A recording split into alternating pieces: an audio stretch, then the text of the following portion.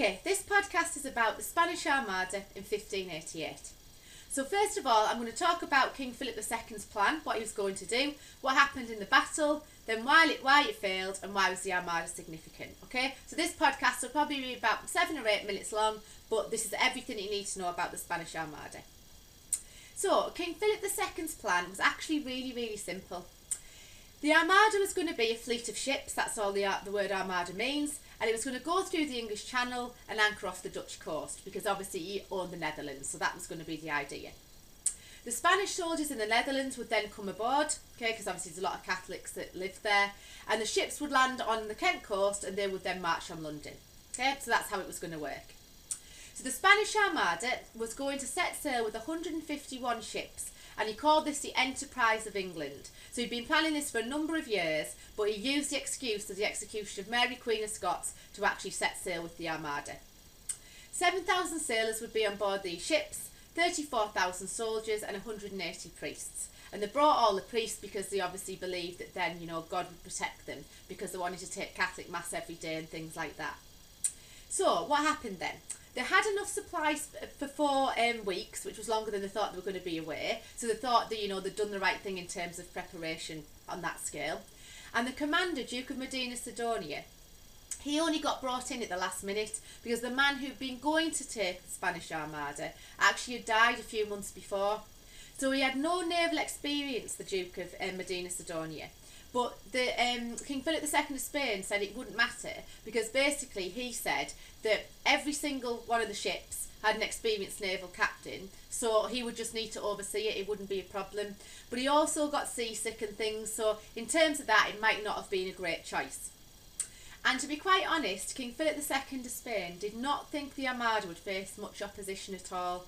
So most of the weapons on board these ships were not for attacking during the naval battle, they were actually to attack once they got onto land in England, and that is something that starts to go horribly wrong for them. So in terms of the battle then, what happens?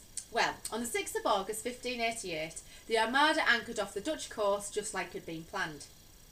The Duke of Parma though, who was meant to be waiting with all the Catholic soldiers from the Netherlands, was not there waiting with his troops. So the Armada unfortunately was delayed for several days, which was a huge problem. The English chose this moment to strike first, and Sir Francis Drake sent 8 fireships into the Spanish fleet, and the Spanish then had dropped anchor. So what happened was the Spanish had dropped their anchor to hold themselves steady, but unfortunately when the fireships went in, because they dropped anchor, it took them longer to be able to try and get away from the Spanish ships that were heading towards them. So the Spanish cut their ropes, and now the crescent formation that they came in, the half moon shapes, they were all like together, now was just completely scattered, it was broken. And the next day the Battle of Gravelines began, and the English fired from 100 metres away from the Spanish ships, causing huge amounts of damage. So the Spanish ships now were in absolute chaos, they totally lost formation. So Medina Sidonia tried to lead home his battered fleet, but the weather had changed and a lot of the fleet got shipwrecked round the coast of Ireland and Scotland, so it was an absolute nightmare for the Spanish. They couldn't believe how badly wrong this had gone. So there's 3 reasons then why the Spanish Armada actually failed, okay? And the first one was the English tactics. So the use of fireships worked absolutely brilliantly.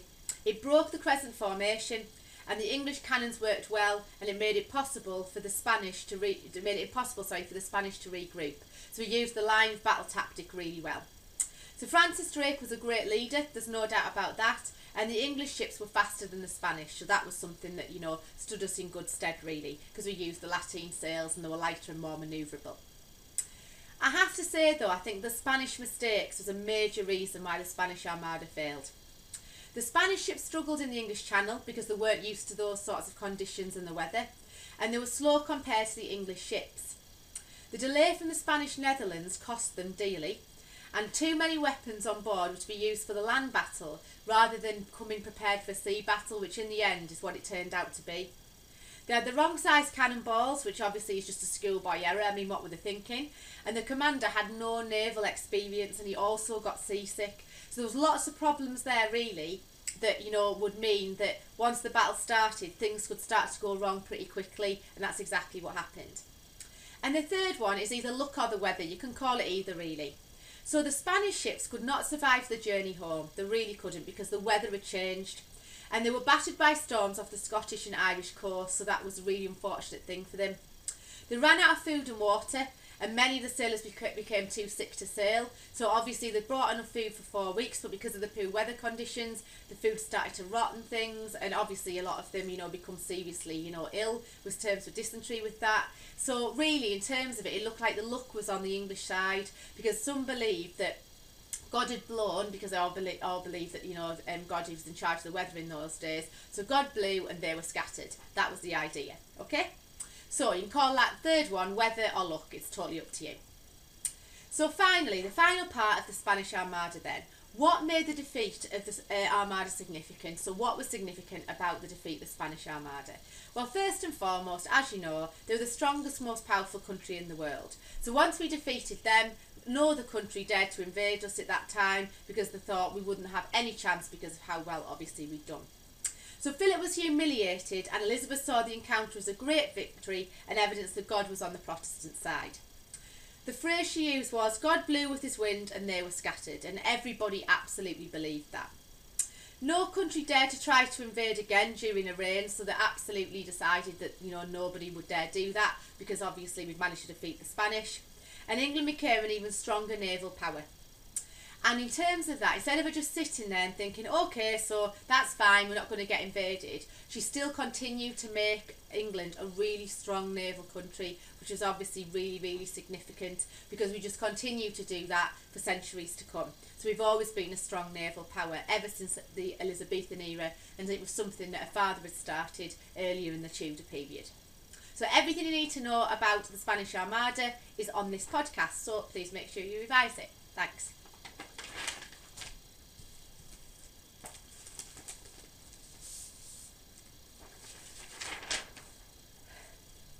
Hardwick Hall. Now, I'm sure you're absolutely sick of hearing about Hardwick Hall, because I've talked about it non-stop, because obviously this is the one thing you definitely know is going to be on your exam in terms of the essay response for the Elizabethan era. So, here goes.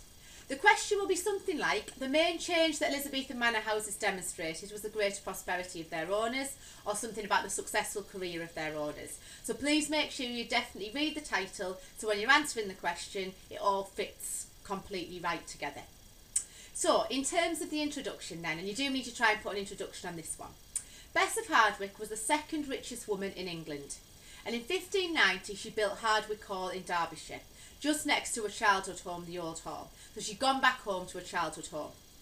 Her 4 marriages had given her wealth and position to be able to build Hardwick Hall, and she was close to Elizabeth I, and her 4th husband actually had been made head of one of the noblest families, and at one point he was put in charge of guarding Mary, Queen of Scots. Unfortunately, this was a very expensive job and also a very stressful one. So he's had something really that we would see today as a nervous breakdown, and what ended up happening in terms of that is that him and Bess of Hardwick started to sort of fall out and they began to live apart. But when he died, he did leave her his money in his will, so that helped her to build Hardwick Hall. So you need to remember, you are doing 4 key paragraphs here. You're talking about lonely foxes stalk people, so you start talking about location to begin with.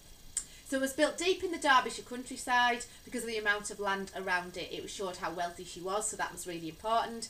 And the land around the manor houses showed that, the amount of land in those days showed how wealthy you were, so that was really important in showing your success. There were huge gardens at Hardwick Hall, were used for exercise and to impress important guests. They used to go out there and walk through the gardens.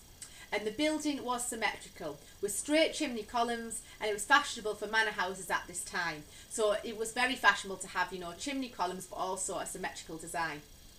The loggia at the front, in terms of location, it's located at the front, was the open walkway, and it was at the front because the manor houses were built for culture and comfort. They weren't built for defence and protection. They felt safe away from everything in the countryside, and it also was, because it was built with Renaissance architecture, built in the fashion of the Greeks and Romans, it immediately showed everybody your wealth. The Great Hall as well, just as you started to go in, was designed to humble guests with its scale, and it certainly did that, because as soon as you got to the loggia walkway, the open walkway and going into the Great Hall, people realised how wealthy she was. So, the next paragraph should be about function and design. So it was an E-shaped floor plan for Elizabeth I. So that's really important. E-shaped floor plan for Elizabeth. And the design was known as more window than wall, okay? And the reason for that was she owned her own glassworks, and glass was extremely expensive, and in terms of that, she wanted to show how wealthy she was. It was fashionable for women of better status to have a manor house to show the wealth and success, but remember, it was amazing that a woman had risen to be this wealthy, because in those days, as Elizabeth I knew very well, it was still really a man's world. The tapestries, like the Tobit and Gideon ones, were there to celebrate her success, and they were, you know, to show that she could afford to decorate her walls and things. And in one go, she spent £40,000 on some tapestries to decorate her walls. So in terms of that, that showed wealth. And in rooms like the High Great Chamber, these were complete replicas of like the throne rooms in Elizabethan palaces. So this was to actually greet noble guests in, and also